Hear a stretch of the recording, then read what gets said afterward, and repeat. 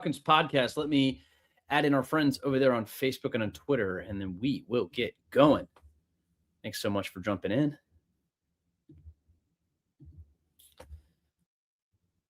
All right, and we are live. What's up? My name is Garrett Chapman, and this is the Falcons Podcast with your host, Garrett Chapman. It's been a pretty busy day here, and we have a lot to get into. Kevin Stefanski was officially announced as the 20th head coach in Falcons football history. How you feeling?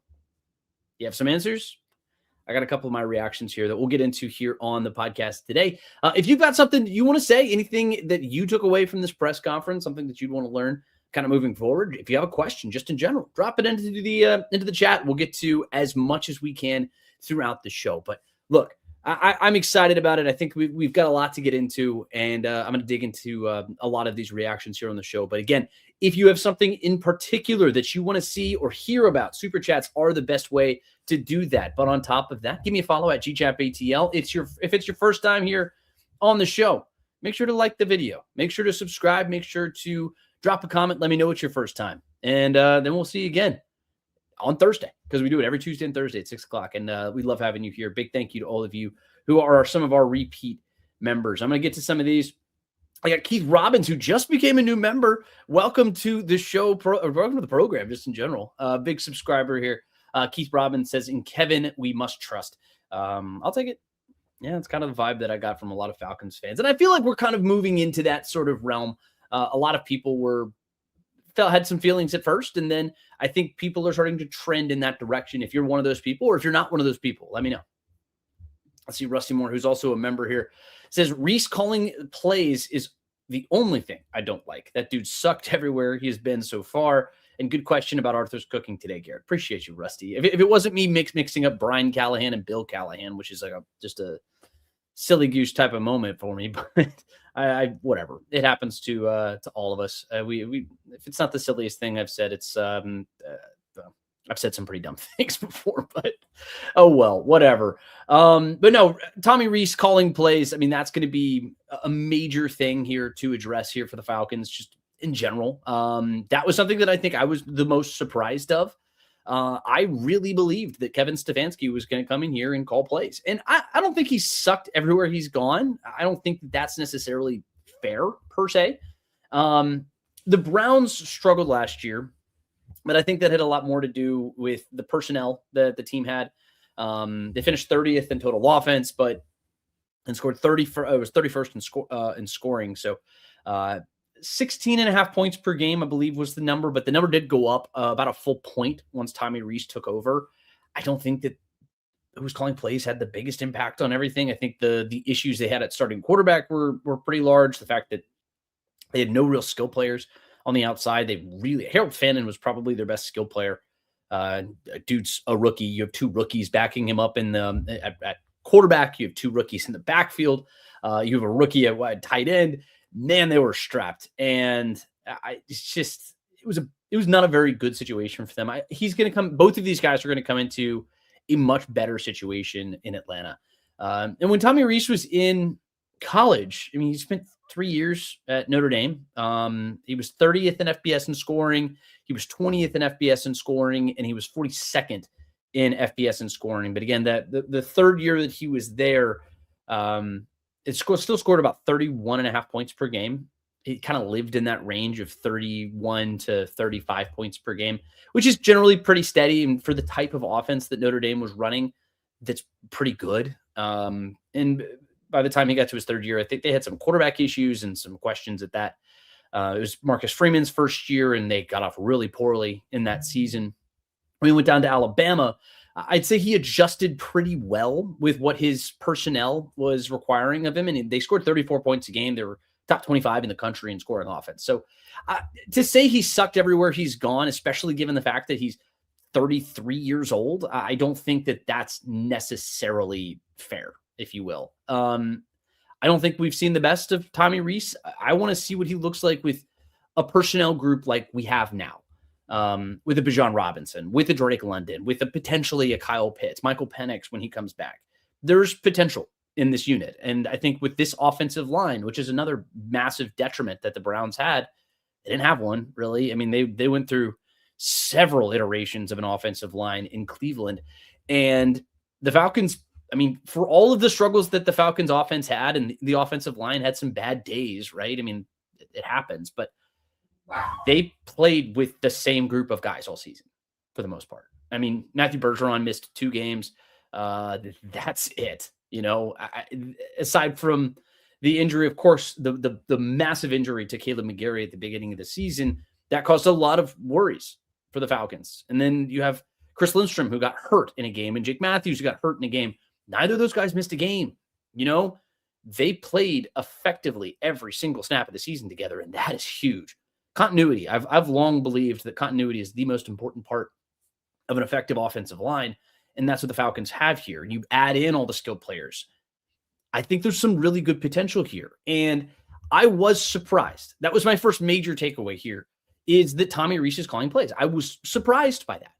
I'm not disappointed, and I know a lot of fans are disappointed. I had a lot of people reach out to me via text message and say, "What the hell why is Tommy Rees calling plays?" I thought the Falcons were bringing in a offensive guru to be their head coach, and I'll tell you this: the majority of the offense planning and everything else that goes into it, all of that happens between Wednesday and Saturday. All of that happens in the buildup, and then what happens day of, he's gonna have input. But he also has a lot of other jobs. He has a lot of other things that he's doing as a head coach. He's going to be on that headset, and he's going to have a say on things that happen. But I think ultimately him being able to step back, he's learned something over the last 2 years, because he has given up play calling duties each of the last 2 seasons at some point in the midseason. So that gets me into my second big point. It's the fact that this is something that mattered to me a lot. And look, credit to one of one of the listeners on the podcast. He shouted out, he wanted me to ask this question. Somebody else asked it in a different form, but basically asked the same question about lessons learned in Cleveland. And that was something that I was really going to be looking for in this press conference. What did you learn from the bad years in Cleveland? Because the years were pretty bad in Cleveland at times, right? They were pretty damn bad. Yeah, I mean, you don't have a record like you did without, some kind of lesson that you were going to have to learn. And the first one was Tommy Rees, letting him call plays, letting him do something established here. And the second was, this was the quote. All right, I don't want to get this wrong. It's smooth seas do not make skillful sailors. That's probably the nicest possible way he could say that the organization has some issues. Some of those tough moments are going to make us better, he said. In this career and this business, sometimes you have to navigate tough times. I know this. You're going to get the best version of me. You're also going to get somebody who is going to get better every day. We are going to put our heads down and we are going to work. And that was something that I felt mattered in this press conference. It's a little too, I don't know, poetic for me, I guess you could say. I love phrases like that. At the same time, I use them all the time. But I don't know. It felt a little cheesy at that time, but I did feel better. I was reading Josh Kendall of The Athletic, and he had a good comment. It was sources that told The Athletic that the Falcons, Matt Ryan specifically, conducted more than 15 interviews with Stefanski's former players and coaching colleagues during the interview process. They did that for Stefanski. They did it for Tommy Rees. They've done it for a lot of these different aspects of these hires that they've made, which tells me that, first off, they knew effectively that Tommy Rees was going to come in and be the offensive coordinator and likely call plays before it was officially announced. They kind of went through their due process and everything else, but it feels like that was the plan from the very beginning. But on top of that, it seems like the players and coaches really still felt very highly about Kevin Stefanski, about his preparation, the way that he was coming into things, and maybe even the lessons that he has learned and can bring to Atlanta. I think that's going to be a good thing because, it's not like the Falcons have had much more success than the Cleveland Browns have, just all time. You really can't say that because the Falcons are not really well positioned historically. But at the same time, I think that the roster in Atlanta is in much better shape.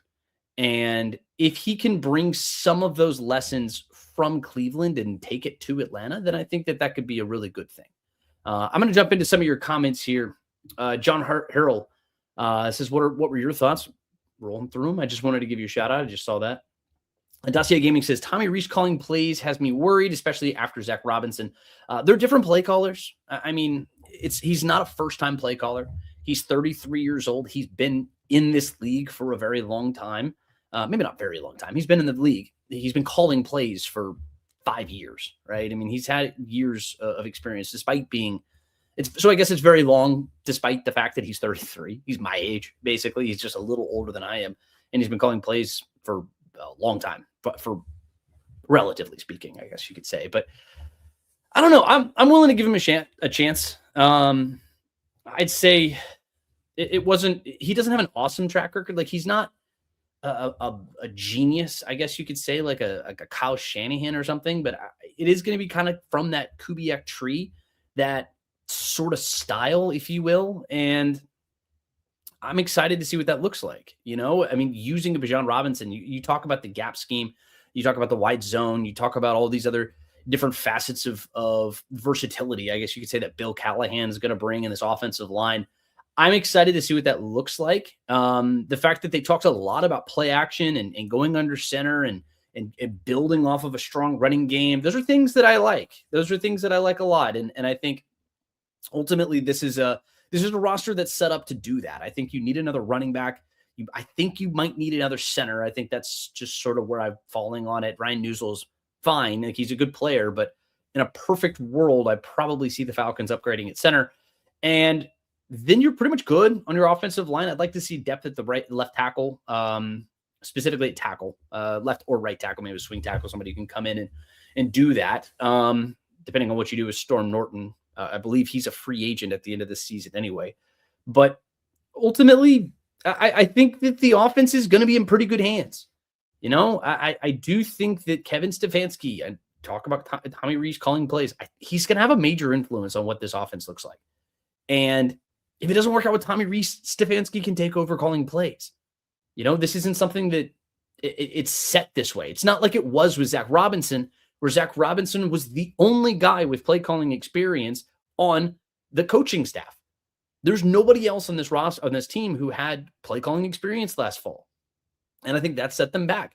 That's not going to be the case, because I want to say Bill Callahan has a stop. And I think he called plays at one point. Maybe he didn't. I know he's head coaching experience, but I would not be all that surprised if several different people on this team have play calling experience. So you have other options. It's not the same situation as what it was with Zach.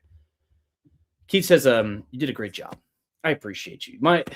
You listeners, man. I mean, I appreciate you guys. Y'all pick me up. I love it. Eric Noah says, good evening. How are you? I feel good. Got a lot to talk about. With the new head coach, and we got updates on a general manager search. We got a lot to get into. Jacob says, hi, buddy. Start panting like a dog. All right, never mind. I don't know who you are. Okay. I won't do that. Rio Deshaun Alexander Smith says, whether we like it or not, Kevin is the coach. If we can get the defense great, the offense good, and special teams average, we should win 10.5 games. I love that idea. I mean, that's something with my mentality heading into this season or this off season, I should say. I really want to see the way that this front office, which we don't even have a full front office, we don't have a general manager, but we're not at that stage yet. I want to see what it looks like when they can go all in on a defense.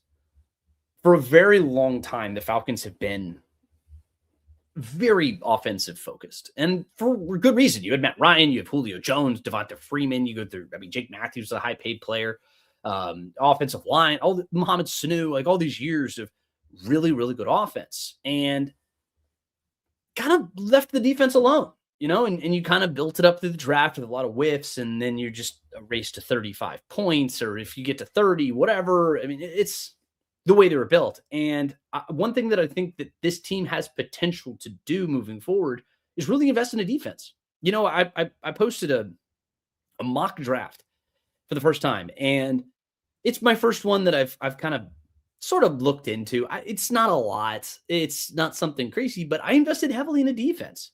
And I mean, you need a wide receiver. I mean, you really need a wide receiver, but defense is going to be a major focus this offseason. And I've started dabbling in some free agent picks, people who I like, people who I think could really add to this unit. you see the teams who spend a lot in free agency and really flesh their team out and went all in on young quarterbacks, the New England Patriots. It worked out pretty well for them. And it's not about building your team through free agency. It's about finding the players who complement your team. And I think if you can just invest a little more into this defense, I think they can be really, really damn good. Really damn good. And especially if you look at some progress that you could see potentially from some of these rookies in year two. Obviously, progress is not always a straight line. It's not always linear, but at the same time, you just get a little bit of progress. You take a step forward. Then all of a sudden, you like you said, Rio, you're talking about a potentially great defense. You got some things that you have to address. I mean, what are you going to do with Caden Ellis? What are you going to do at cornerback? What are you going to do defensive line? That's going to be a major thing to talk about this offseason. But I would say the Falcons are in pretty good shape. On offense, it all comes down to the quarterback. I'd say the offense has a chance to be very good if Michael Penix can be good, right? If Michael Penix can take his game to serviceable level, to maybe not, I don't even want to say franchise quarterback level, but I mean, shoot, if you can come in and be a little bit more consistent for you, and then you're looking at what weapons you have on this team, you're talking about a team who can very much be a good football team, a good football team. It's just the quarterback position's held them back since Matt Ryan left, and since the Falcons traded him.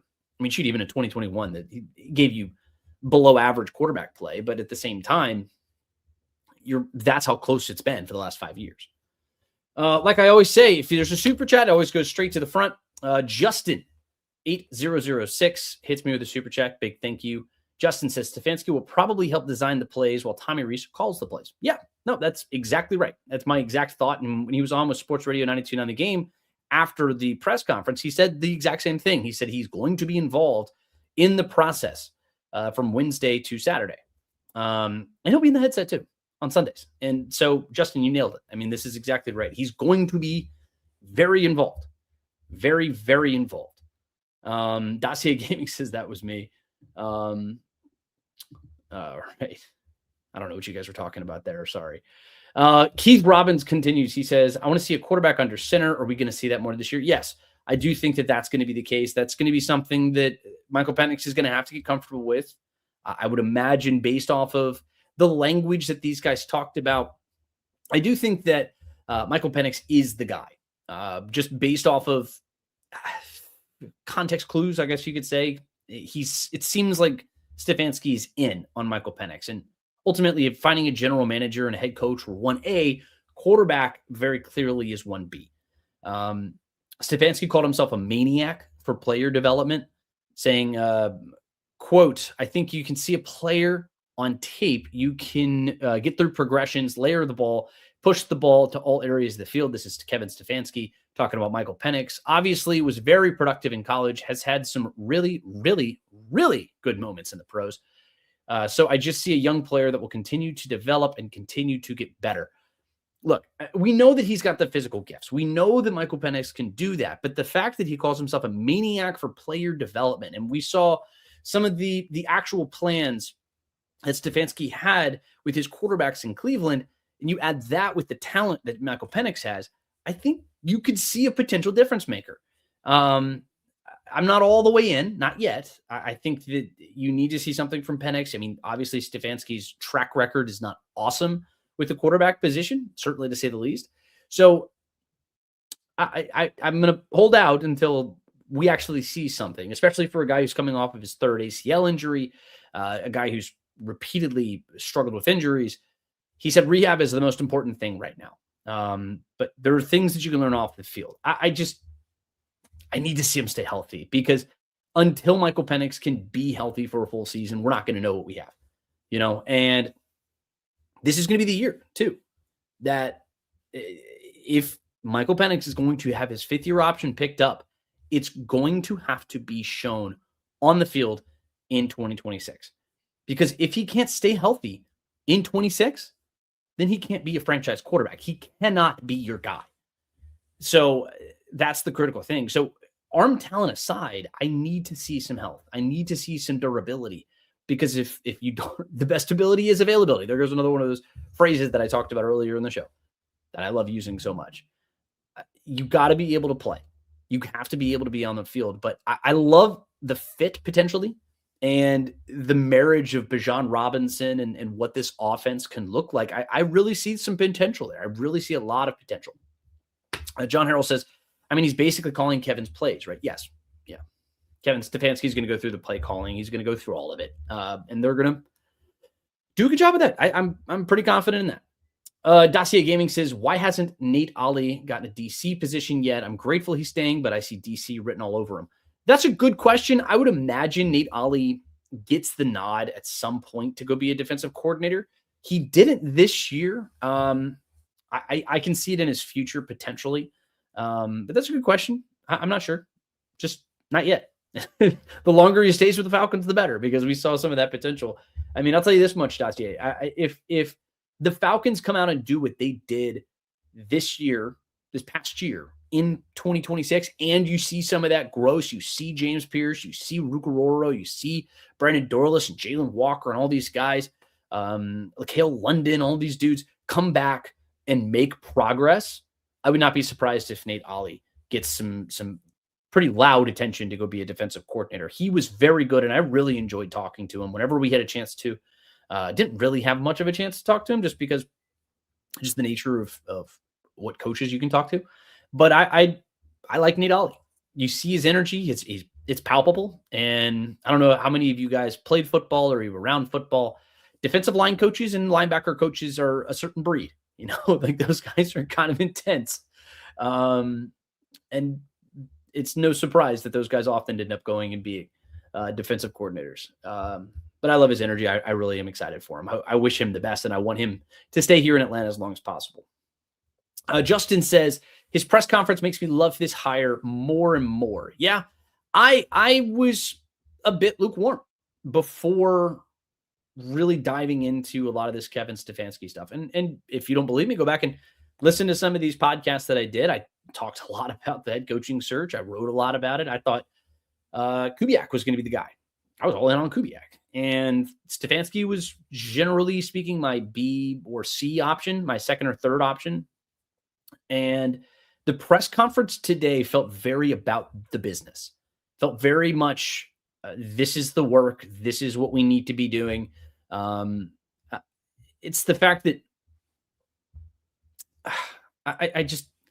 it's the simple things. And it was less cheerleader-esque than I think you would have expected from a Raheem Morris press conference. And that's not a knock on Raheem. It's just kind of who he was. A very upbeat, very lively person. But you talk about a lot of let's get to work type of mentality. And it's great to talk about. It's great to talk about it until we actually see it in action. I mean, it's, again, a grain of salt. It's an introductory press conference. But winning the press conference is something that matters to people like us in the media, matters to fans who haven't seen their team play in the playoffs in 8 years. And I think Kevin Stefanski won the press conference today. I'd say he had a pretty good job. He did a very good job. And I'd say he said the right things. He addressed things properly. He was asking about Baker Mayfield. He took the high road on that, praised his former players, said he was a great competitor, and that he looks forward to a great rivalry with the Tampa Bay Buccaneers. Bam. Perfect. You know, he's somebody who said all the right things. And I'd say it was a win. Now, it's not for sure a win until he shows some wins on the scoreboard. But again, I did get the feeling that it was more process oriented between him and Matt, which I liked. I really liked that. Maybe fewer walkthrough Wednesdays, maybe in the future.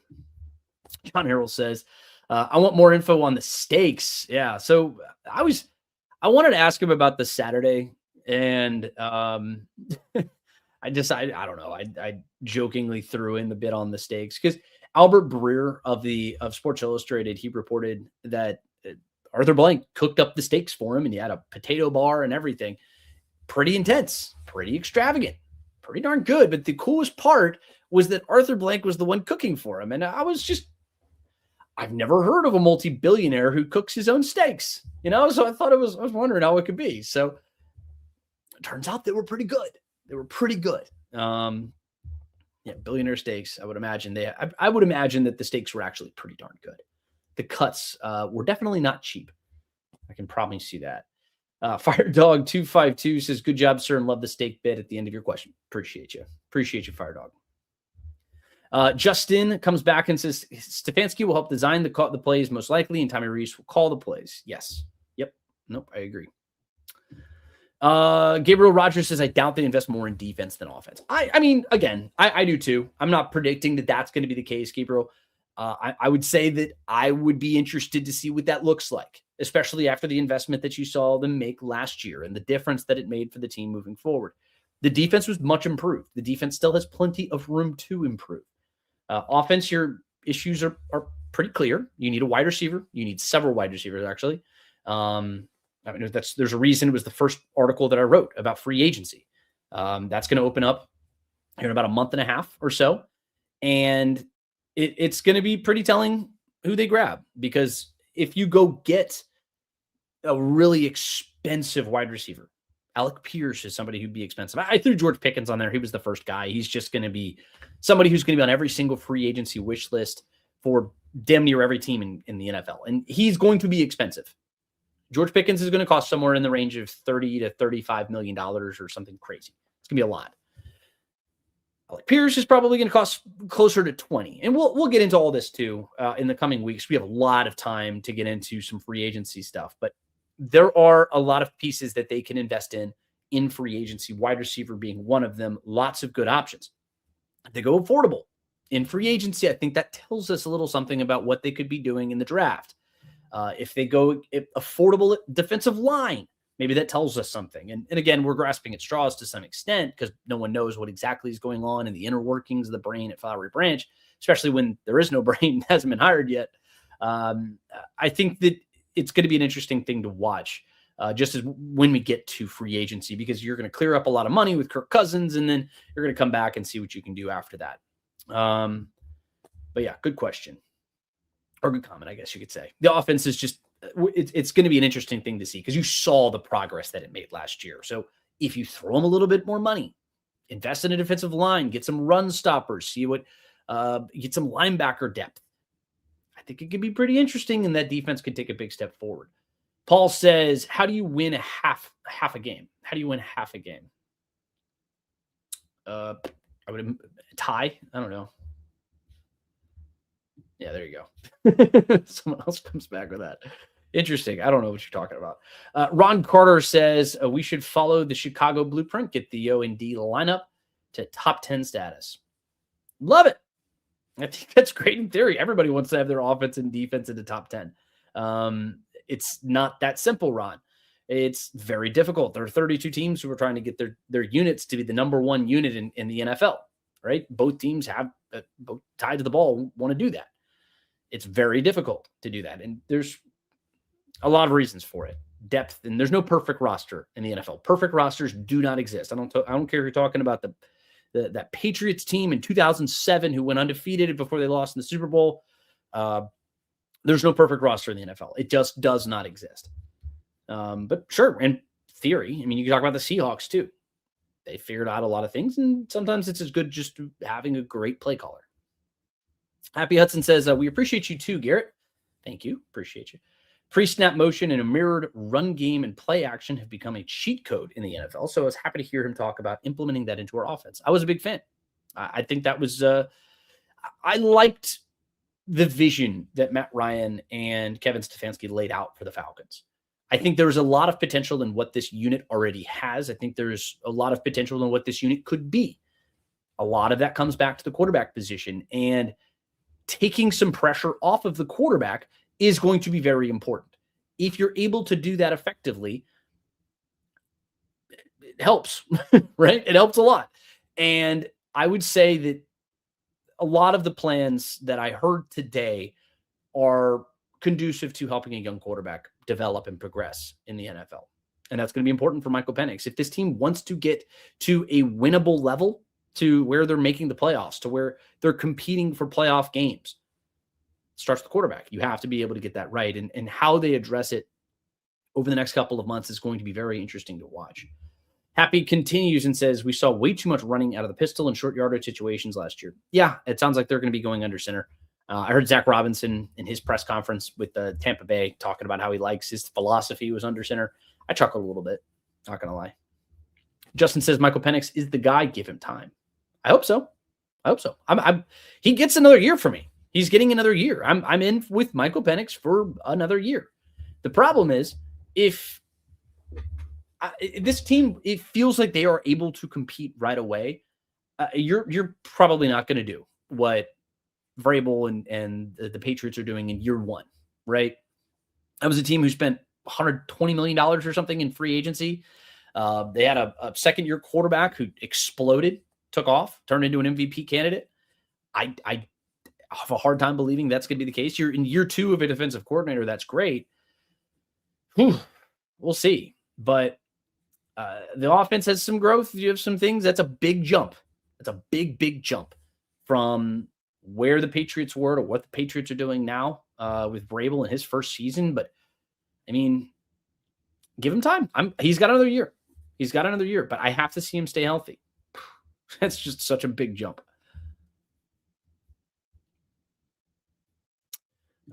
Keith says Penix is going to look, and he corrects himself for later. He says Penix so going to look totally different under Stefanski. I hope so. He showed some promise, and look, early signs from what Michael Penix was. I think you saw some of that arm talent. You saw the potential. I almost think that he was thinking a little too much when he was with Zach Robinson last year. That part worried me a little bit, and he was slow out of his progressions, and I think that caused him to get knocked around a little bit. And but ultimately, I do think that having a more quarterback-friendly offense is going to suit him well. It's one of the reasons why I think the offense, to not an elite level, obviously, but with Kirk Cousins when he stepped in, I felt like the offense got better because the offense made more sense for a more experienced quarterback who's going through his progressions at a quicker rate and can kind of break things down with Zach Robinson. Just Cousins was in a better position to do that. He'd been in the NFL for many, many years, and Penix hasn't. So that sort of thing I think mattered a lot. I want to see what it looks like with Stefanski. I think there's a lot of potential there. Gabriel says, it seems like they're going to ask Bijan to carry the offense. Well, he's carried the offense for 3 years. So yeah, probably. Not hopefully to the level that like a Saquon did or even that he did last year. The problem with asking a running back to carry an offense is that it's not generally sustainable. It's not something that lasts a very long time. It's not something that will keep over many, many years, right? You have to find a running mate for him that's going to be used a good bit, right? That's one of the reasons why I think a running back is going to be on the table. I don't think that Tyler Algier is going to be somebody you pay to bring back, but he may fit the Kevin Stefanski scheme. I think that would be a pretty interesting one. It's just, what is he going to ask for? Is he going to ask for $8-9 million? Is he wanting to go be a starting running back in the NFL? Those are all viable questions and important questions that he's going to have to answer for himself, but they're going to need another running back. You cannot ask Bijan Robinson, who's effectively played more as a wide receiver, I would say, as much as a wide receiver as he has running back for the Falcons. He's a Swiss Army knife. He can do a lot of different things, but he's not very useful if he gets hurt. And you have to be careful that you're not overusing him, which I don't think the Falcons did necessarily. He's just that good. It just felt like it at times when he was the only thing that was good for the Falcons for large stretches of the season.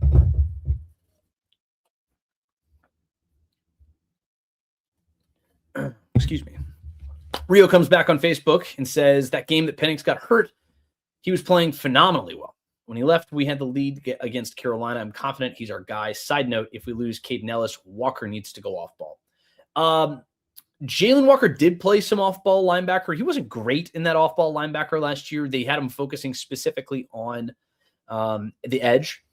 It would not surprise me all that much to see. This is one of the reasons why I'm actually really happy that Ulbricht's here and he's being retained, is that you're going to see potentially some more versatility from Jalen Walker. Maybe you're going to see a guy who can kind of move around a lot more. If they do lose Caden Ellis, which I would not be all that surprised, I would imagine that they can go and get somebody serviceable in free agency. Again, I haven't dove into the linebacker position yet, but Caden Ellis is somebody who does a lot of different things, and he's very versatile for this team. I would like to see Caden Ellis back. He's 30 years old. He's a leader on this defense. He's somebody that a lot of people look up to. But Jalen Walker, it would provide more of an opportunity for him to do more things, which I think could be a good thing for Jalen. But Jalen was almost exclusively used as an off-ball linebacker, or excuse me, as an edge rusher, and not as an off-ball linebacker. So we'll see. We'll see what that actually looks like. But that's one of the reasons I'm excited for Ulbrich.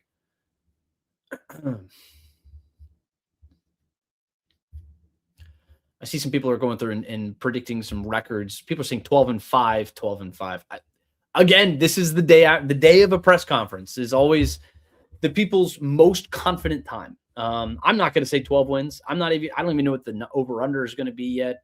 I'm going to peg the over-under at somewhere around 8.5. It's just what Vegas is going to say. I would be very, very surprised if it is any more than 8.5. Again, we'll see. We'll see. Dylan says, what is the biggest free agency player / position you think Atlanta will pursue? Wide receiver. That's going to be the biggest thing that they have to address. They must address the wide receiver position. I mean, obviously quarterback is big, but I do think that they're going to go kind of a budget area with that. I want to say that maybe you can trade a 7th round pick, or maybe a 2027 7th round pick for some of these guys. Like if you want to go get a Will Levis, I know some people were talking a lot on social media recently about a Will Levis and his potential fit of just coming in and seeing what you can do over training camp. Maybe if you want to go get a Jacoby Brissett, if you want to go get a Mac Jones or something, you're going to have to trade to go get those guys. It just depends on what it's going to actually end up costing you. But that's going to be a big position. But ultimately, defensive line and wide receiver are the two that I really want to see this unit or this team invest in free agency. That it's going to be huge because Drake London he's going to be coming into his 5th year. You've already picked up his 5th year option. You need to give him an extension. That's going to be something the Falcons are going to have to consider.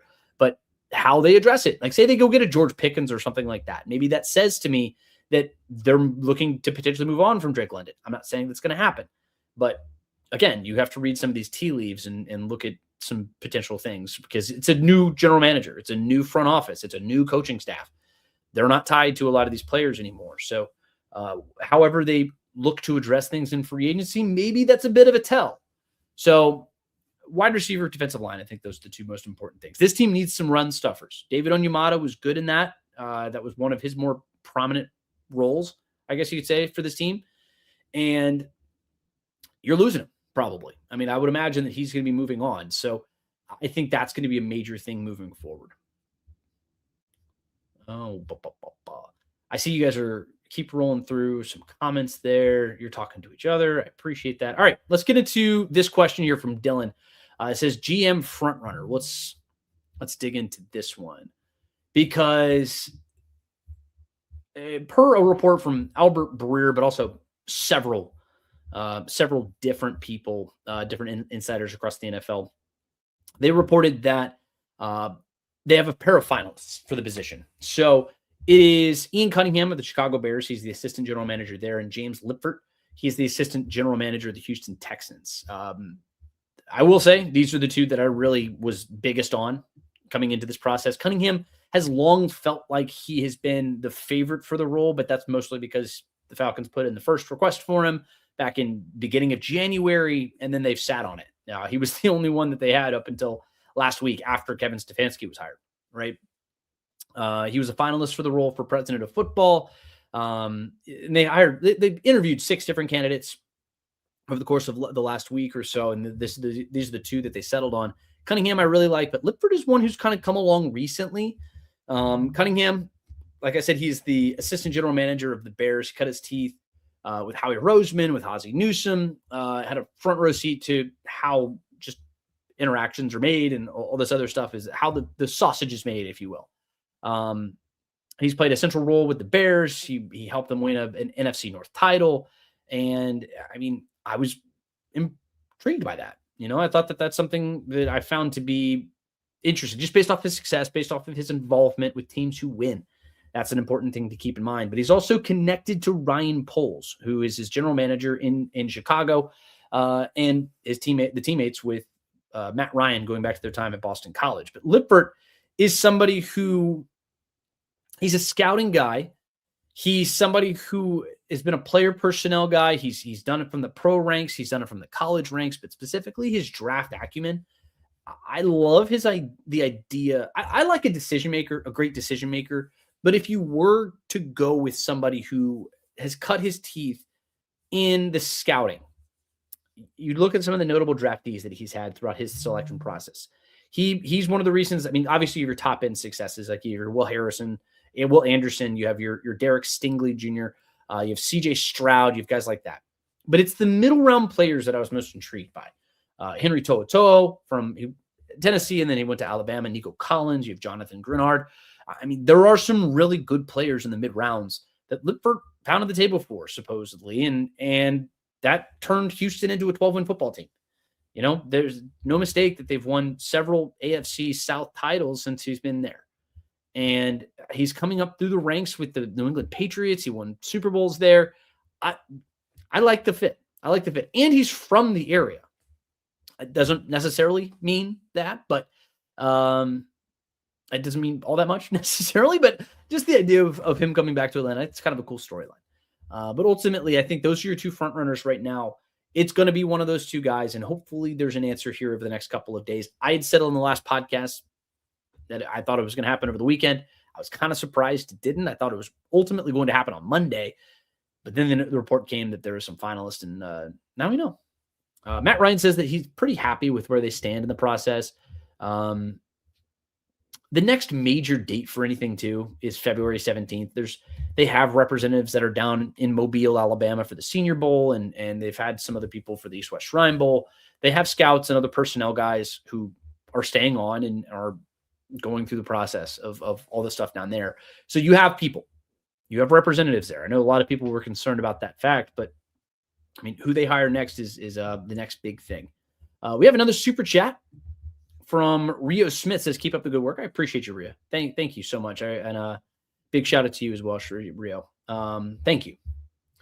But ultimately, I think the team is in pretty good shape moving forward. Gabriel Rogers says, I'm scared Penix was the reason they didn't go under center. Maybe. We'll see. That's something that I don't know the answer to that. I don't think that that's necessarily the only reason. I think based off of some questions that were asked of Zach Robinson, it seemed a lot like he was a big reason why they didn't go under center. It was just that he thought he could get the same stuff out of running in the pistol as people did when they were running out of shotgun or when they were running running under center. And he said it gave him more options, whatever. We'll see. Alex pounding the table for Mac Jones. I think Mac Jones would be great. Keith says Malik Willis. I don't think it's going to be Malik Willis, unfortunately. I would love for a Malik Willis to come to Atlanta. His potential is interesting to me. I think he could do a lot of different things. I think he's also an Atlanta native, so that's pretty cool. Again, not a major factor for me in that, but it's just sort of, it's a cool storyline. Malik is going to want to be a starter. He is not going to be a starter in Atlanta. And he's not going to roll the dice in such a way that he's not going to be a guaranteed starter, right? If you talk about the New York Jets or the Cleveland Browns or places like that, I think you have a better shot. I just don't think it's going to be the case in Atlanta. Dacia Gaming, again, super chats, best way to jump straight to the front of the line. Big thank you to everybody who's contributed here so far. Dacia Gaming has this to say, said, what do you think about the structure change where president and head coach lead the organization and GM not as important? That's not exactly the setup. I think this is an important thing to keep in mind. The GM is still extremely important, and it's different for every organization. But the general manager, according to Matt Ryan, is the exact same position as it's been. It's the exact same position as it's been. He just reports to Matt instead of Arthur Blank. Yeah. Some organizations like Billy Beane up in Buffalo, the head coach is going to report to the general manager. Other places, that's not the case. And you have in Shane is reporting to John Harbaugh in New York, right? It's different in a lot of different places. But the general manager is still going to be making personnel decisions according to Matt Ryan. Kevin Stefanski, he might have a say in something. He'll have his opinion shared. That's what he talked about today. He'll share his opinion, but he's not a guy who's going to have to report to the GM, and the GM's not reporting to him, and they'll work together. There's a level of collaboration that exists, but the GM is making personnel decisions. But thank you, Dossier Gaming, for the question. Let's see. Keith says, please, Penix was under center in college. He did play some under center. He played some under center this year. It's not like he's incapable of playing under center. It's just when you see a lot of the rates and percentages when Michael Penix was the starting quarterback for the Falcons, it was pretty glaring. I think that's all the person was saying. And Zach Robinson, he comes back and says, Zach Robinson's preference, which is something that he did. Keep on going through. I'm just going through some more of these comments. Hey, there's something. Falcons 2027 Super Bowl champions. Wouldn't that be an absolute dream? I know a lot of people have lost a lot of sleep over the last time this team was in a Super Bowl, and I think that getting back and winning one, I think would be just, man, one of the few organizations who's never done it.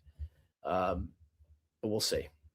That'd be wonderful. I mean, that would be tremendous. Even if it happens after 2027, I don't care. Like right after in the 2027 regular season into 2028 is what I'm saying. Let's see.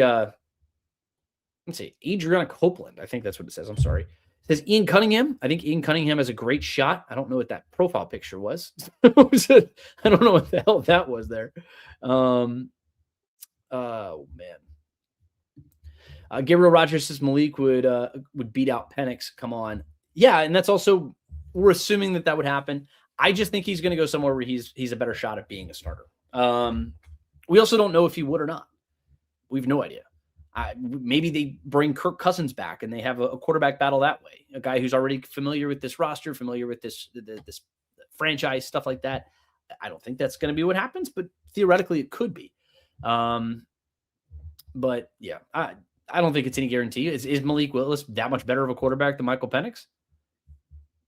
Is he? We don't know. We don't know that. Certainly not that. We don't know that for sure. But yeah, I don't know what your profile picture, Adrian Copeland, is. I'm not going to flash back up on screen. Sorry. But it says, do you think Stefanski could improve Penix as a quarterback? Yeah, I do. I do. And I think ultimately, and I'll finish with this. I do think that Kevin Stefanski will help Michael Penix. And I think it's going to reveal a lot about where the Falcons are as an organization. If Penix can come in and be a serviceable, strong quarterback for the Falcons in 2026, then you're talking about a team who can go to the playoffs. If they can't, then this is a team who's going to be picking in the top 10, top 15 again. That's just where it comes back to. The defense is good, but it's not elite. And this is why I talked a little bit earlier in the podcast about seeing what you can do by fully investing in a defense. Because the Denver Broncos had an elite defense. That took them to an AFC championship game. The Seahawks had an elite defense. That took them to a Super Bowl. The Patriots, the Jacksonville Jaguars had a great defense. The Texans. Defense is critical. And what we've seen in recent years is a return to some more of that defensive dominance. Those years of when Patrick Mahomes and Joe Burrow, these guys are throwing up 30-plus points per game. It happens occasionally. Kubiak's offense in Seattle, I mean, they're scoring a bunch of points. The Rams scored 30 points a game. Like you can still see some of that. But it's a lot more common that you're going to have teams who are scoring 20 points a game than any more than that. And having a defense that can shut down opposing offenses is so freaking valuable. And I think the Falcons are closer to that unless they figure out the quarterback position. I don't think the Falcons have that kind of defense right now. I think they could if they invested in it more. It needs some more love. It's not something that's going to be fixed in one offseason. It's something that you saw Terry Fontenot in this front office start leaning into a little bit more in recent years. But you saw what a little bit of work did for this defense and what it meant for this team. They were still below 500, but I think that had more to do with the quarterback position. And if you really invest in the defensive side of the ball, I think this team can be closer to actually competing for stuff. And that was the biggest turnaround for teams like the Patriots. Drake May went nuclear. You go get a good outside receiver like a Stephon Diggs. You get a Travion Henderson, who's a solid running back in the backfield, and you invest in that offensive line. that they went and spent a ton of money on defense. And that's been their biggest turnaround. That's what's gotten them back into this rarefied air. And I think the Falcons can get there. I think that a turnaround is possible, but they're years away from a Super Bowl. And I unless the quarterback position takes off, that is the thing that's holding them back right now. I think you're serviceable in a lot of positions. You're really good in others. But until you figure out and solidify the quarterback position, we're just going to be pounding our head against the wall. And I think Michael Penix has the potential to be that guy. He could. But like I said earlier, until he does a full 17 games and you see what he can do and he can actually show some consistency, he doesn't even have to be up here. Just not down here. And if he can just live along the straight line and just be consistent. Like if he comes out and he does a Bo Nix, I think I would take that. Because Bo Nix has been, he's a solid quarterback, and people talk, trash him, whatever. He's a serviceable quarterback, but he's somebody who you know what you're going to get, and it's this. At the very least, Bo Nix was this. And you had that with a great defense. All of a sudden, you're talking about a team who's a couple plays away from playing in a Super Bowl. Now, if Bo Nix doesn't get hurt, they're probably playing in a Super Bowl. But either way, this group felt about the business today. I think you win the press conference. I think there's something to be said for it. It's not a lot, but ultimately, until they figure out the quarterback position, we're just going to be talking in circles. But it's been fun. I really appreciate you guys. We got more stuff to talk about here on Thursday. We've got tons of things coming out here for Falcons on SI. So make sure to give me a follow at GChapATL on Twitter. That's the best way to stay up to date on everything that we got going on. But definitely go check out Falcons on SI. Go Google that. Go check out everything that we have coming out there. When we get into later in the show, we'll get into draft needs. We'll get into free agency stuff, extensions, things of that nature, and we will do all of that. And I'm going to try to keep you guys entertained and informed as best I possibly can. I really appreciate all the love, all the support that you guys show me. It means the world to me. So share it with your friends. I would love to continue to grow this community through the off season and just keep bringing in as much Falcons content as I can to you as much as I can. So it's been a pleasure, been a lot of fun. Until next time, we got a lot to get into, and maybe we'll have a general manager by the next time we talk, but time will tell. But until then, I'll see you next Thursday. And like always, go Falcons.